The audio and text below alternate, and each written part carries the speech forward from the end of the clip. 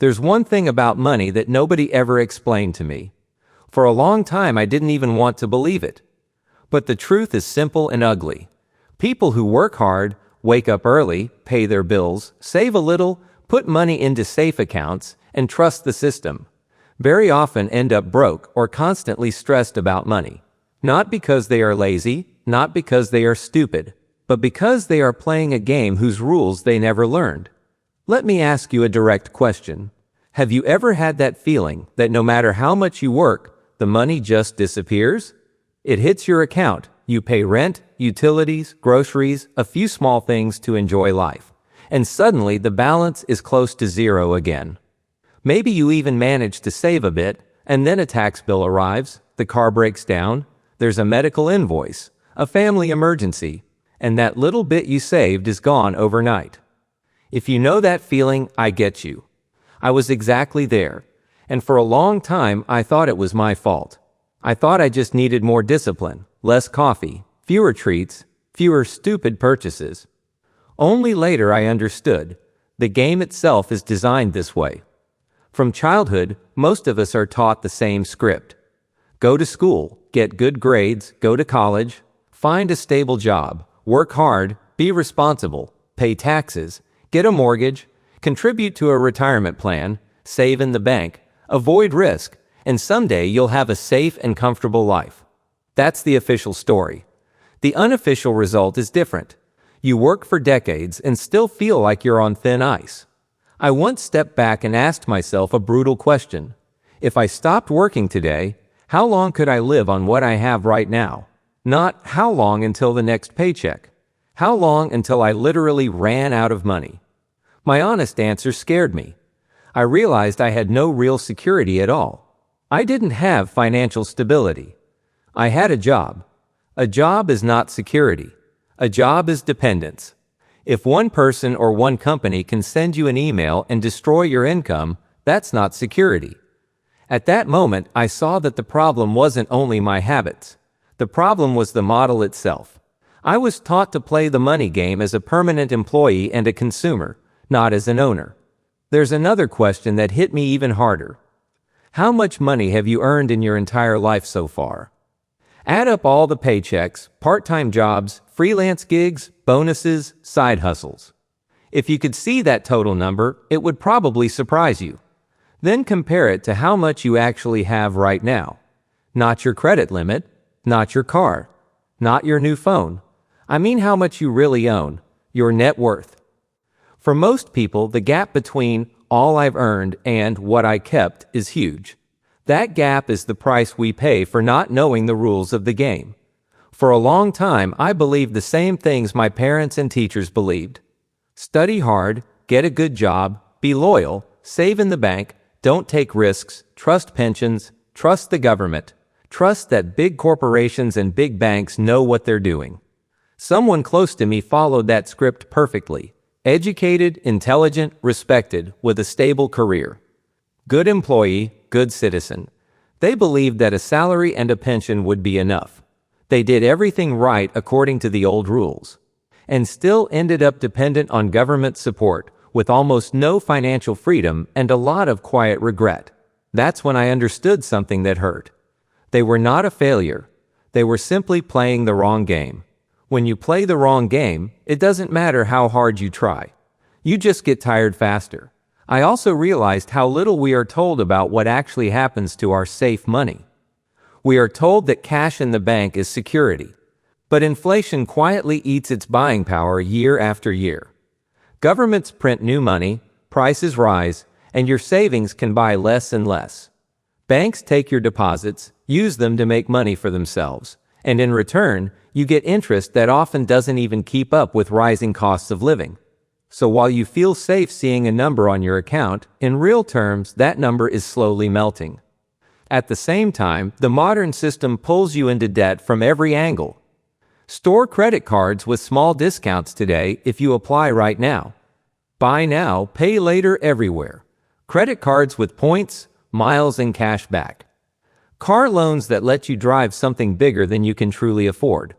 Student loans that can follow you for years. Phone upgrades in installments. subscriptions that quietly renew every month. Individually, each thing looks normal. Together, they build a life where your paycheck is pre-spent before it even arrives. And there's a cruel twist. Very often, the people who love us the most are the ones who pass on the most dangerous money beliefs. Parents, grandparents, teachers, colleagues, they honestly want us to be safe. They repeat what they were told. Be grateful for a steady job. Don't rock the boat. Don't risk too much. Pay your mortgage. Save in a retirement account, and things will be fine. But the world changed. The rules did not. I remember the day when it finally hit me emotionally. I was staring at my online banking, scrolling through transactions, and suddenly it felt like I was chasing something I could never catch. I thought, if I lost my job today, how long could I last? The honest answer was, until the next bill. After that, I would be done. That was the moment I admitted to myself. I don't have security. I just have a monthly cycle. I realized I had to do two things. First, understand where my money was actually going. Second, change the way I think about money from the ground up. Let's start with where the money goes. I always thought I didn't spend that much. I didn't drive a luxury car. I didn't live in a huge house. I wasn't flying first class or buying designer clothes. So why was I always close to zero? I forced myself to do a full audit. I went through my statements line by line for several months. That hurt. There were ride shares just this once. Takeout and delivery because I was tired. Subscriptions I didn't even use. Small online purchases that felt like nothing. Coffee here, snacks there, weekend dinners that became a habit. A little upgrade here, a convenience there. Each one looked harmless. Together they were a steady leak. Like tiny holes in a boat. One hole is fine. 10 is a problem. 50, and you are smiling, taking selfies on the deck, while quietly sinking. Those were not evil expenses. They were unconscious. Automatic. And they completely destroyed my ability to build any real cushion. The first rule I had to accept was simple. I cannot control what I refuse to measure. So I started tracking. Not forever, but long enough to wake up. I used simple tools, nothing fancy. The point was honesty. When you actually see how much goes into housing, transport, food, entertainment, impulse shopping, status purchases, and debt payments, you stop asking, where did it all go? You see it. The second big shift was this. I stopped paying everyone else first and leaving myself for last. Most people follow this pattern. Money comes in. We pay rent or mortgage, utilities, groceries, debt payments, subscriptions, random spending. If something is left at the end of the month, we might save it. Usually nothing is left. I reversed that. Every time money comes in, I move a part of it immediately into a separate account that I do not touch for daily expenses. That is money for my future self. Money for my freedom, not for the next gadget or weekend. At the beginning, that amount was small. The important thing was not the size. The important thing was the rule. I pay myself first. At first, my brain resisted. It felt like I had even less than before. But it forced me to get real about my spending. And after a while, something interesting happened. That first money stopped feeling like it was available to spend. My lifestyle adjusted to what was left. I discovered I had more room to cut than I thought, simply because I finally had a reason. From these early savings, I built two things: an emergency cushion and my first real assets. An emergency cushion is not sexy. It is just cash set aside to cover several months of basic living costs if something goes wrong. Lose a job, get sick, unexpected repair, global crisis. With a cushion, life can punch you and you bend, but you don't break. Without a cushion, every unexpected bill pushes you deeper into debt. I used to laugh at the idea of an emergency fund. I thought money must always work, never sit. Then reality educated me. Cash is not the goal. But cash for emergencies is the buffer that keeps you in the game. Once that basic safety existed, I started to think in terms of assets and liabilities. And here I had to unlearn almost everything I had been told. Most people around me called their home their best investment. But if you live in the home and it constantly takes money out of your pocket, it is not a financial asset. It may be emotionally priceless, but financially it is a liability. It costs you taxes, maintenance, insurance, interest, utilities. You pay it. It never pays you. Same with cars, phones, gadgets, even some businesses. If something regularly takes money out of your pocket and does not bring money back, it is a liability. If something regularly brings money into your pocket, it is an asset. It sounds obvious, but most people confuse the two. I did too. My first real asset was a small investment property. It was not glamorous. I did not pay for it with cash. I learned, I studied, I made mistakes. At one point, I even paid for an investing course with a credit card because I literally had no spare cash and no one to help me. I am not saying this is a strategy everyone should copy. For me, it was a line in the sand. I understood that if I did not learn, I would stay in the paycheck race forever. When I finally bought that rental, something shifted. The rent I received from the tenant was higher than the mortgage payment and the other costs. That meant someone else was effectively paying off the property for me, and there was still something left every month.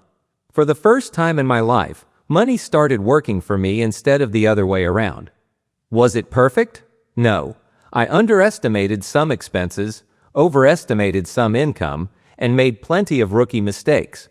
But I finally understood why wealthy people just keep getting wealthier. They do not rely only on salary. They collect assets that quietly pay them month after month.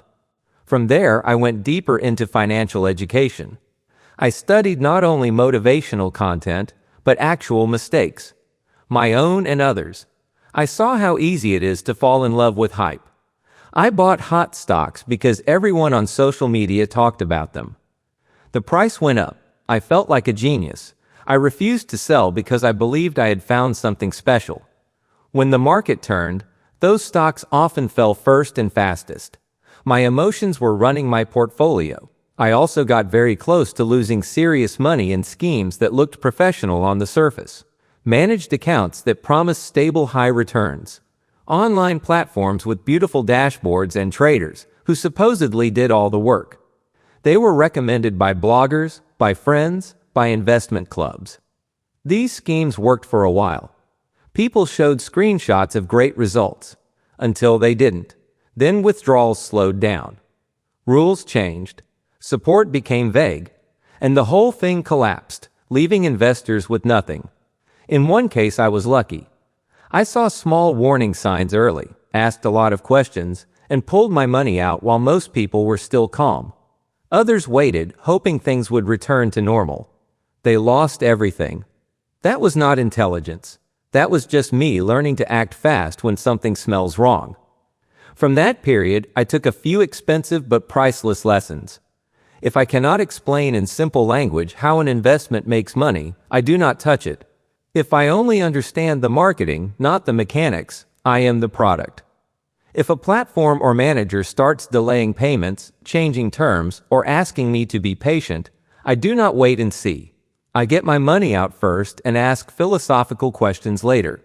I no longer invest based mainly on someone else's status, charisma, or followers. Nor because everyone in the group is doing it. I want to understand incentives, who gets paid, how, and why. I also stopped making big decisions in a rush. Any opportunity that comes with pressure like, this is the last chance, you must decide today, is automatically suspicious. Real opportunities do not need you to panic. At the same time, I learned from investors who actually built long-term track records. People like Warren Buffett are not saints, and they also have made mistakes. But their principles are surprisingly simple. Invest in what you understand. Treat a stock as a small piece of a real business, not a lottery ticket. Stay inside your circle of competence. Do not chase every hot sector. It is better to own a good business at a fair price than a bad business at a cheap price. Do not underestimate the cost of missed opportunities in businesses you understand. And above all, separate decisions from short-term emotions. Behind all the numbers, there is something that matters even more: our psychology. Most money decisions are not logical. They are emotional. Fear and desire. Fear of looking poor. Fear of missing out. Fear of being judged. The desire to belong. The desire to show that we made it. The desire to feel better today, even if we pay for it tomorrow. Marketers, banks, and product designers know this. They build systems optimized to trigger our impulses. Limited time offers. Social proof. Easy financing. Pretty status symbols. And before we know it, we are working to feed a lifestyle that does not actually make us happier. I had my own period of status chasing. When I started earning more, I thought I needed to look successful. Nicer car, better office, more toys. The strange thing was that none of those things paid my bills. They just made them bigger. On paper, I was more impressive. In reality, I was more fragile. That is when I adjusted my definition of wealth. For me, wealth is not what I show. It is the freedom I have. Freedom to say no to a toxic client or a toxic boss. Freedom to take time off without financial panic. Freedom to spend more time with people I love and less time on work I hate. Freedom to live by my values instead of my fears. That kind of freedom doesn't live in a new car or the latest phone. It lives in assets, knowledge, and habits. So I began to change the questions I asked myself. Not how can I earn more this month, but how can I keep more of what I earn and redirect it into assets that will keep paying me? Not what can I buy today to feel better, but what can I build today so that my future self doesn't live in panic about money? Not how do I look successful, but how do I become unshakable? On a practical level, my approach became much more boring and much more effective. I track my finances enough to stay awake, not to torture myself. I live below my means on purpose, not because I am weak, but because I want a gap between what I earn and what I spend. That gap is where freedom is built. I pay myself first. A part of every paycheck or income goes into my future instead of disappearing into the present. I keep an emergency cushion so that one bad month doesn't erase years of progress. I focus on buying assets that send me money, not just things that send me a bill. I use debt carefully and only when it helps me acquire or build real assets with a clear plan, not just to consume more. I invest only in what I understand reasonably well, and I accept that I will never catch every opportunity. I don't chase all of them, I choose. I keep learning from people who are actually in the arena, not just talking about it. And I try to build at least one source of income that does not require my constant presence. It doesn't have to be huge. It can be rental income, online products, dividend-paying funds, a small business that can operate without me for a while. The size is less important than the idea. Money coming in even when I'm not actively working. If you are still listening, you probably already feel that something in the old script doesn't work. The system is not designed to make you rich. It is designed to keep you busy. The good news is that once you see the game, you cannot completely unsee it. So here is the question I want to leave you with. Right now, do you wake up every day to work for money, or do you already have at least some money that works for you? If your honest answer is still, I work for money, that is not a shame. That is just your starting point. What would be a shame is to stay there forever now that you know better. Your next step does not have to be big. It has to be real. Do a brutally honest review of where your money actually goes. Cut the leaks that do nothing for your long-term happiness. Start paying yourself first, even if the amount is tiny. Build a small emergency cushion. Learn about money and investing as seriously as you once learned your job. And in the next month, do at least one concrete thing that moves you closer to your first real asset or your first little stream of income that isn't tied to your daily hours. Once you experience even a small amount of money working for you instead of against you, the game changes. You start seeing opportunities where before you only saw prices. You stop being just a worker in the system and slowly become a player in the system. And from there, every smart decision, every new skill, every new asset is another step out of the invisible cage.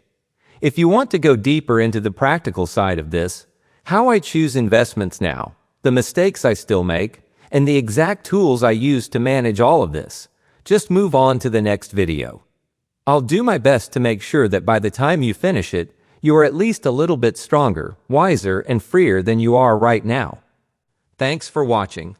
Please like if you found this helpful, leave a comment, be sure to subscribe, and share this video. You can find useful links in the video or channel description. See you soon.